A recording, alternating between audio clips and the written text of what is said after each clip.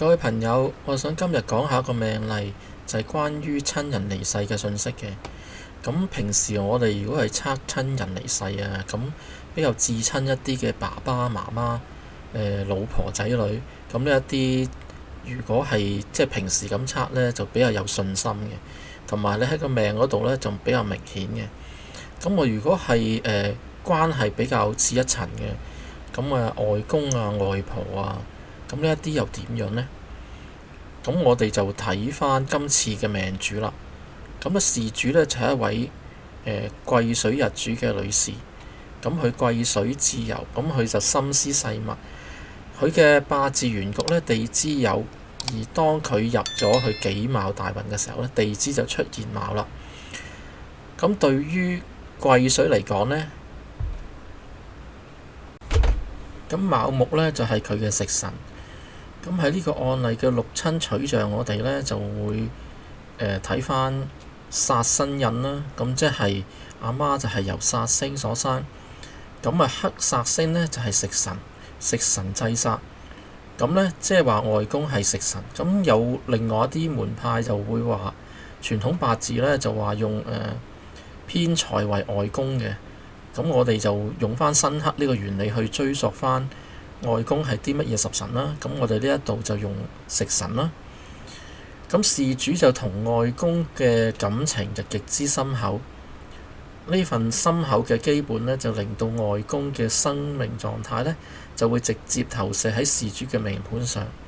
咁當大運嘅卯呢，就遇到原局嘅酉，命理上呢，就形成咗所謂嘅卯酉相沖。喺呢一度呢，我哋要特別指出呢，喺呢個結構裏邊，酉金作為癸水嘅強根，或者係視作為陽刃之氣呢，就與卯木就發生正面衝突。咁呢個酉金卯木陽刃相沖嘅格局就成立咗啦。咁一般嚟講呢，陽刃相沖呢就係金木交戰，咁大家就會好擔心啦，覺得係咪會有嚴重嘅災禍啦？咁係咪會犯咗命主最忌嘅最強五行呢？咁呢一度呢，就係一個關鍵嘅轉折點。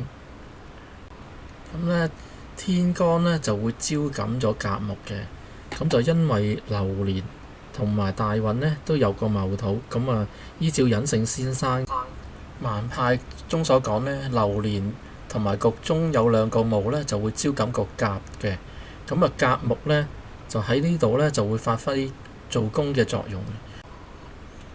咁呢，就意味住呢場沖克呢，就會發生一場災難嘅，而係一次精準嘅能量釋放。咁沖克嘅成立啦，咁卯酉沖又確實會發生，代表咗變動同分離。咁應驗喺六親啊，因為事主同外公嘅感情就好深嘅。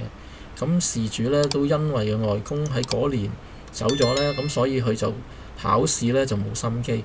咁所以呢，佢嗰年考試呢就升唔到大學，咁就要重新去再考過嘅。咁呢，咁就因為呢一個卯酉沖嘅能量呢，就會精準咁應驗咗喺外公嘅卯木食神身上啦。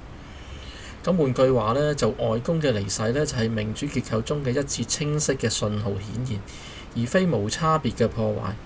甲木做功，呢個就等我哋變得有跡可循，亦都保護咗事主呢，就唔會過分咁悲傷同擊垮嘅。咁呢一個呢，就係命理奧妙之處啦。沖不一定係空，關鍵就在於有冇做功。